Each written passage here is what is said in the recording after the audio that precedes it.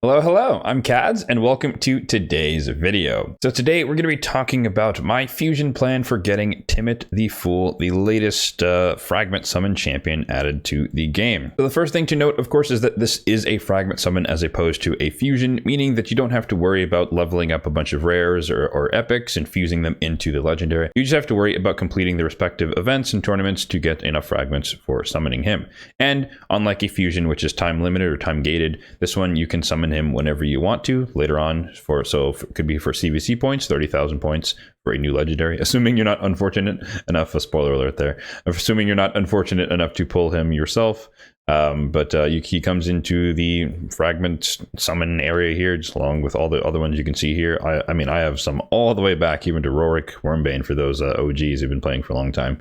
But you can save them here, use them for CVC. I typically save these for champion chases, and we might see that coming up for this particular fusion down the line when the champion chase starts. So just useful to note the distinction between a traditional fusion and a fragment summon. These are typically much easier to do than a traditional fusion. So let's take a look at the fusion champion himself and all of his glory here with his base stats intact. Honestly, I guess we can talk about aesthetics. The circus clown vibe going on here. I don't know if it quite fits. I guess the Jason mask here as well. I don't know if it quite fits the Bannerlord's theme, but I guess he is a masked champion, which is typically the way Bannerlords roll, but not all of them are masked. But I don't know. He looks cool. Just objectively, he does look cool. But I don't know if he gives off the Bannerlord vibe. I think he could have easily been an undead horde champion, or even Knight Rev type deal going on here with the armor and whatnot, but I digress. So looking at him, he's a Force Affinity Legendary Champion, HP based, and if we look at his base stats overall, pretty healthy on the HP for a Legendary, 22,000 on the HP, pretty healthy on defense as well, 1,200 for a non-defense based champion. He's a bit on the slower side, with 99 base speed, which is a bit unfortunate, and you can see he does not have the extra crit damage, and normally a legendary would have like 63% when you fully send them, so he's probably not going to be a damage dealer as far as hitting super hard like a Magnar or a Cernic or a Taurus. I mean, no one can hit as hard as Taurus. But he also does have an extra 15 base resistance, so every champion has a base of 30, and then he also has a base or extra 20 accuracy, and every champion has a base of 0. So pretty decent stats overall, I would say. Now, as far as the abilities, it's kind of hit and miss. Some aspects are good, some aspects are weird, and some aspects are just kind of meh. So starting with the A1, attacks one enemy 2 times. Each hit will heal this champion by 10% of his max HP, so he's just going to heal himself. And if you build him with 80k, 90k, whatever HP, then it's going to be a pretty substantial heal in terms of magnitude. And then if the target has no active buffs, it also fills his turn meter by 10%. So that could be useful for rogue retribution hits or counterattacking, as well as just taking turns with using his A1. On the A2 is an AoE attack where it decreases the duration of all enemy buffs by 3 turns. And if there are no enemies with active buffs afterward, it grants an extra turn. So this is always going to grant an extra turn if his partner or his companion champion is on the same team, Kaja the Rai, which we'll take a look at later just to see how they synergize well together, and even if there are no active buffs afterward. So this is on a 4-turn cooldown, and this is a really unique ability. The closest we have in the game was Andrysia, a high elf void epic, who can do this for 2 turns, decrease the duration of all buffs by 2 turns. And the special caveat with this is that this does not proc polymorph, because the conditions of polymorph are that you're removing buffs, stripping buffs, stealing buffs, or placing debuffs, and this is none of those. So you're just decreasing the duration. And as most people are quite familiar with, most buffs last for 2 turns, and even if you extend it with lasting gifts to 3 turns, this would still reduce it all the way to 0. So effectively a buff strip. Now the downside, of course, is that this has he's Force Affinity, and this is an attack, so you can weak hit. So for example, it's not going to work on a Duchess. If you weak hit, it's not going to work on any meta spirit champions. If you weak hit, I mean, I guess, if you take your chances. So that's kind of a knockdown on this, because as compared to like Andrysia, who decreases buffs by 2 turns, and she's void, so she can work on all affinities, which is pretty nice. This would also work on Stone Skin. It could reduce it to 0, but there's a 50-50 chance that it doesn't. So that's a bit of a bummer as well. I would have liked to see maybe that like it's guaranteed on Stone Skin or something like that. That'd be pretty cool. And he also has the Mighty Uko problem, where if they have any active buffs afterwards, you don't get the extra turn. So if they have a bolster set on, which is a protected shield, or if they have the protection set on some champion, or just their buffs like a Marichka happens to be protected, it's just not going to work. You're not going to get the extra turn, and you can't also decrease the duration of a protected buff. So there is some counterplay to this ability already in the game. On the A3, another AoE, and before attacking, it places increased accuracy on all allies, and then places True Fear on all allies for 1 turn. So this is also on a 4-turn cooldown, so he has 2 abilities on a 4-turn cooldown. And this is where I start to say that he's kind of doing stuff out of order, because it'd be pretty nice if you were able to do this ability with increased accuracy. So I'd almost want to kind of swap and mix these abilities, where this is places increased accuracy on all allies, grants an extra turn, places the True Fear, and then comes in here and decreases buffs by 3 turns. Or saying maybe place increased accuracy on all allies and then grants an extra turn, and then this ability decreases the duration of all enemy buffs by 3 turns and then places True Fear or something like that. I mean, granted, that would make him susceptible to polymorph when you try to place the True Fear, so maybe we don't want that. But it's just kind of odd, because you would want increased accuracy before doing this, and just placing a True Fear against Stone Skin and other abilities that might not land, like a Stone Skin Cleanser might not land at all, and they have a turn unless you have a lockout champion. So it just kind of runs weird. It's not in like the perfect order. So it's like you'd want to run increased accuracy before him so that you can do this, and then he would replace it. I don't know. It's a bit weird. It reads weird, and maybe we'll see, from some test server videos that maybe that works a little bit better, but it kind of seems a bit odd. On the passive here, there are 2 aspects, and essentially if they get their turn without proccing the fear, then he gets a turn meter boost of 10%, which is kind of minor, and I don't know how useful that is, because that means that they actually got their turn and they got to use their ability, and so you might not be alive after that happens, or they might have cleansed or whatever. So I don't know what getting his extra turn or getting a slightly faster turn is going to do. And then this is the cooler part, where if they don't get the skill, meaning that the True Fear actually procs, then it places a provoke on the enemy for 1 turn.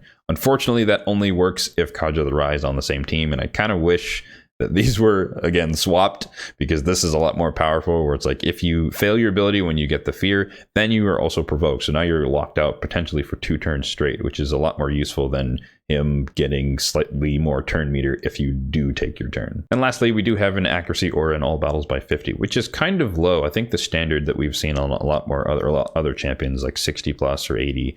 So it's a bit on the low side, but nonetheless accuracy aura. So unfortunately, I do have to give him like a solid C in terms of grading. There is some potential, particularly with the A2, but it does have some major drawbacks that might make it not work as it reads, or work as well as it reads. So I reserve the right to adjust my judgment in the future, but I think he's not the worst fusion of the year. I think that honor still goes to Loriaka, Great Huff Loriaka, and he is more applicable than Bambus, for example, Bambus 4-leaf, and so he's not the worst. He does have a use. He does have a place in the game. This is a very cool ability.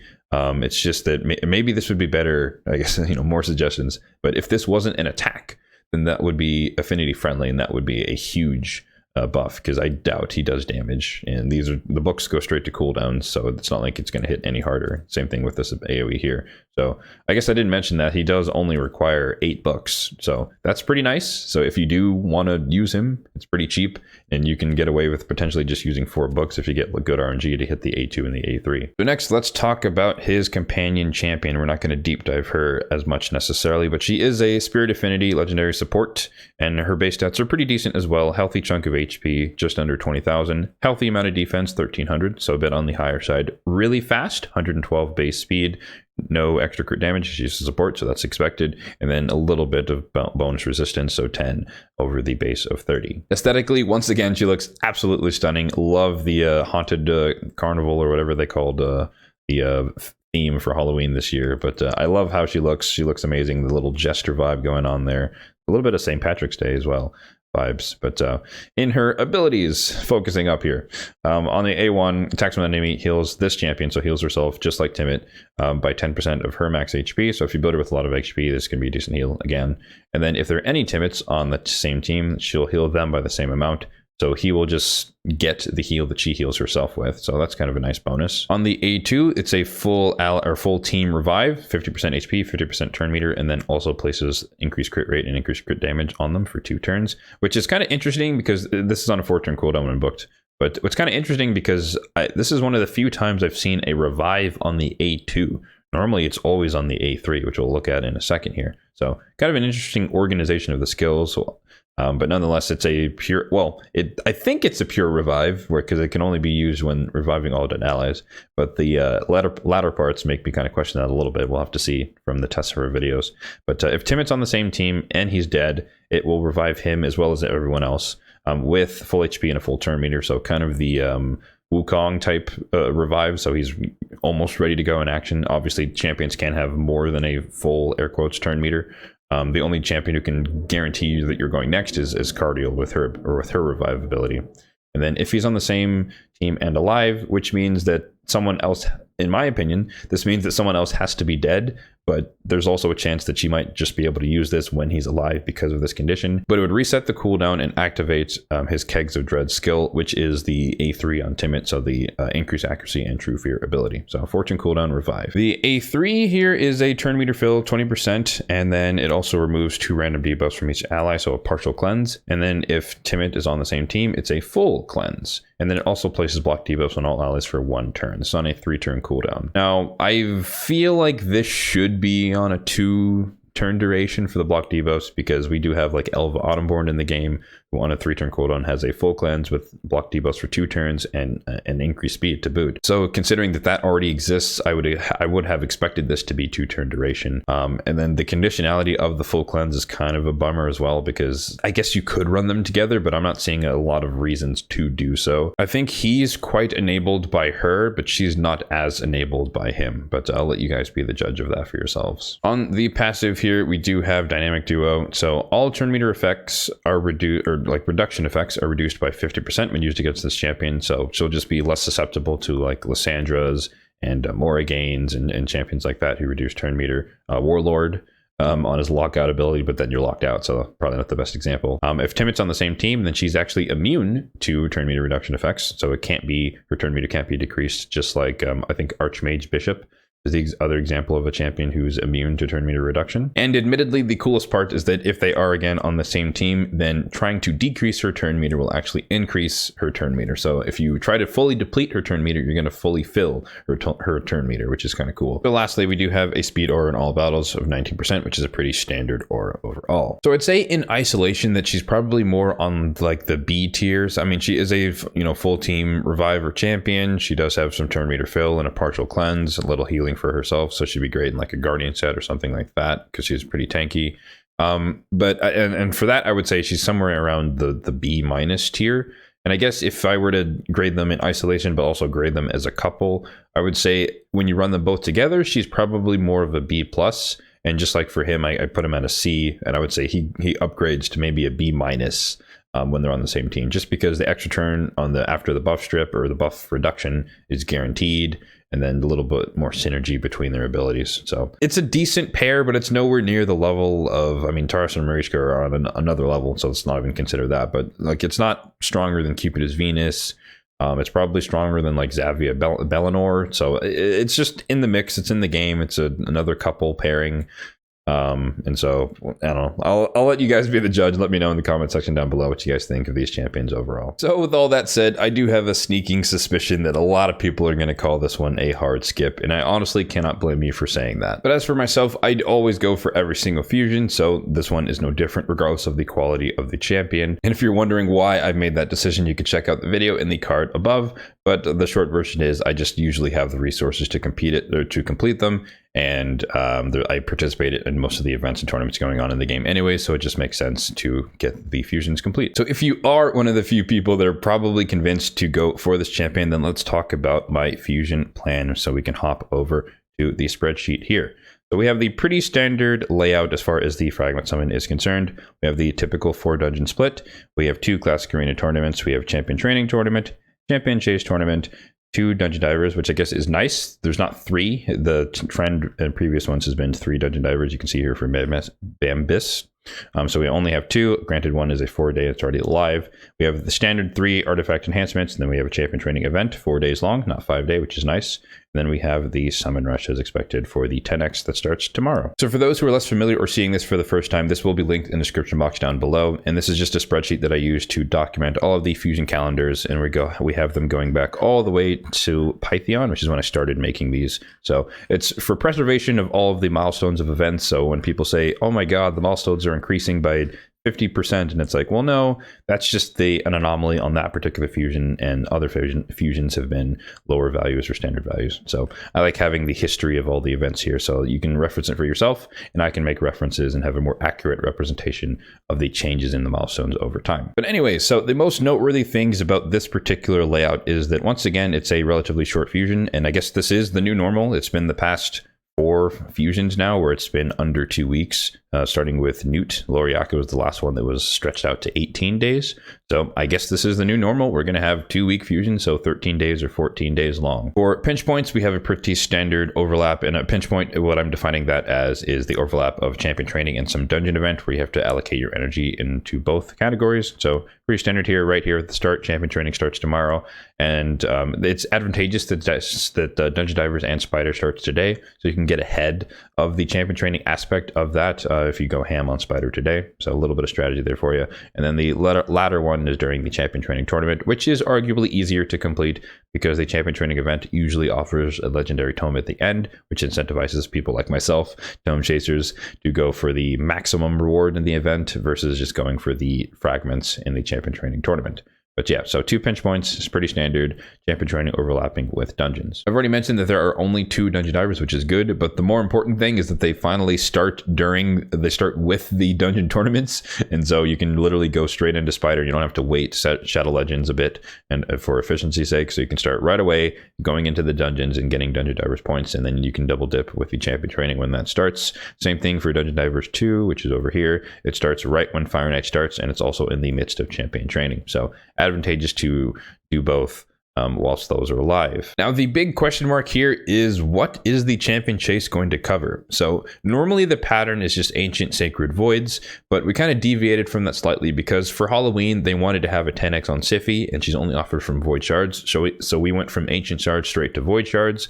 So I don't know if we're going to go back to the top and start at ancients, or if we're just going to have a new order where we're going to go ancient, void, sacred. Not sure. So obviously we'll find out, I guess next week or next weekend. But until we have confirmation, I'm not really sure what to put here.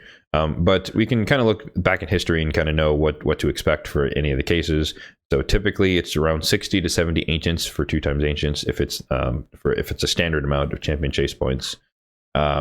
It can be, I think, 30 voids usually, and around 8 up to 8 sacreds for 2x sacreds and 2x voids.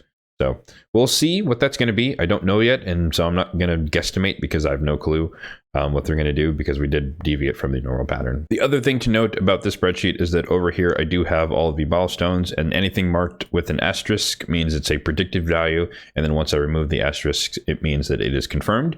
So for the example of the Spiders tournament, we know that it's at 2250. This is a pretty standard value, so it's what I expect every time.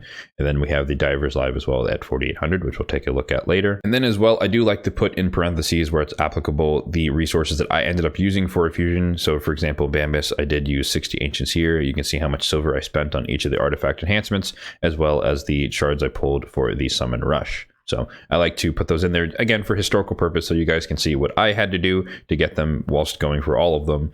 And so you can remember what the milestones were and what the resources you'd expect to use for that and other future fusions. And the last thing to note here is that I also do like to document where I plan to use my energy on any given day during the fusion. So you can see here, it's just following the events and tournaments, but starting off with Spider's Den today, then overlapping champion training and Spider, and so on and so forth. So that just catalogs how I plan to use my energy. You don't have to copy this necessarily, but it's just, again, for documentation purposes where I spend my energy on each given day. So next up, let's talk about the current events in the game, just for a little context of what's going on. I guess first off, I should mention at the start of the fusion what my supply count is, just because I do like to document that for you guys, because it's a free-to-play player here, and so I like to show how much it actually costs to do a fusion. even if a majority of people are skipping them. So we're sitting at 15 million silver, which is not great. You can see probably in the spreadsheet there that majority of them have costed me anywhere between 15 to 24 million, up to 25 in the worst case. So we're gonna have to be a little bit smarter with our silver for artifact enhancement to be able to complete all three with a limited amount here. But obviously you earn silver along the way, and starting off with Spider is a great help, and then going into champion training is also going to help as well. So I'm not too worried, but we'll see how that goes over time. And then gem count is really low. We're at 2673. I usually like to sit above 4,000. That's my usual floor, but for the purposes of all the Titan event points and all the challenge tournaments, I dipped below that just because I was chasing all of the Eternal Soul coins and other good rewards. And so we dipped below that, and I'm going to try and recover as much as I can back up to 4,000. There's also a extreme lack of energy from all of those events and tournaments. There's normally a bunch of energy nodes in all the tournaments, particularly in between fusions and whatnot, but they were kind of replaced, I guess, by the Titan event points. So a little bit lack there. And then the clan shop was not nice and didn't give us energy for the past 2 weeks, which was unfortunate as well, but I digress. So 15 million silver and 2673 on the gems. And then, as I like to do at the end of the fusion, or the fragment summon in this case, I will post a picture of my resources at the end, just to show that what the net change was. And so that will be on the community tab. And for those who haven't seen the community tab, I do like to post screenshots of stuff like that, as well as I have hosted a few polls here and there just to get a vibe from the community. So if you want to participate there, be sure to check out the community tab on the channel. Back to current events. So like I mentioned, we do have the Spider tournament, which is a standard one, non-turn attack. Thankfully, tired of those for now. But we have a standard one. The fragments, you can already see it here, even though it hasn't loaded, at 2250. So there's, you're going to get your 5. 2750 is pretty normal for like the chicken or an epic tome here at the end. And they do offer Titan points here at 3,300, which I will consider going for. I'll have to see depending on how quick this goes. Generally speaking, for dungeon divers, it takes a lot more effort than the dungeon tournament or the fragment specifically take. And so I might just get there anyways while trying to complete the dungeon divers event. We'll see, because there is overlap with champion training, which also gives some dungeon divers points. But I guess it's kind of nice to have something to shoot for above the fragments, just to force that a little bit more. And so I'd be more inclined to go out here. But I do also have the full 250 point buffer relative to the 1500 in the Titan event.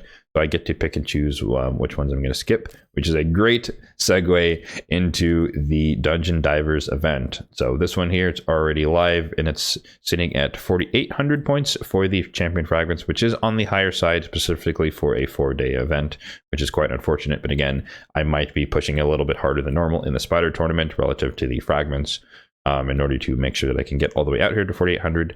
But 6,500 over 4 days is absolutely not happening. So I'm definitely going to take the hit there and skip this 100 points. Hopefully I don't regret that decision. But we're going to skip that one, and then I will have a buffer remaining of 150 that I can skip from the events and tournaments. And so I'm willing to take that hit because I've done everything up until now in terms of the Halloween points. So if anyone's in a similar boat, I encourage you to consider doing the same thing. Unless you're just going to go ham in Dungeon Divers, then by all means go for it. You can see here in the Titan event, I'm sitting at 1170, and that should be everything up to date aside from the things that have launched just today. And then this only lasts for another 5.5 days, which is important because there's only a handful of events and tournaments that are going to coincide over those few days. And so we can kind of know what's coming up as far as where points are going to be offered. So the other thing to be worried about, champion training event for me, because I plan to max it out all the way to the end, where there should have a legendary tome. It's not going to matter because I'm going to do that anyways. But the summon rush is the other check. So if there is 150 in this, and so I might have to consider going a little bit harder in this just to make those points, depending on what's offered in all the other events and tournaments coming up soon. And I forgot to mention this at the top, but this Fragment Summon does offer a grand total of 110 points, which means that you basically have to do everything if you want to be able to complete the Fragment Summon. And how I typically approach these, because all the events and tournaments are usually worth doing, all the dungeons are worth running.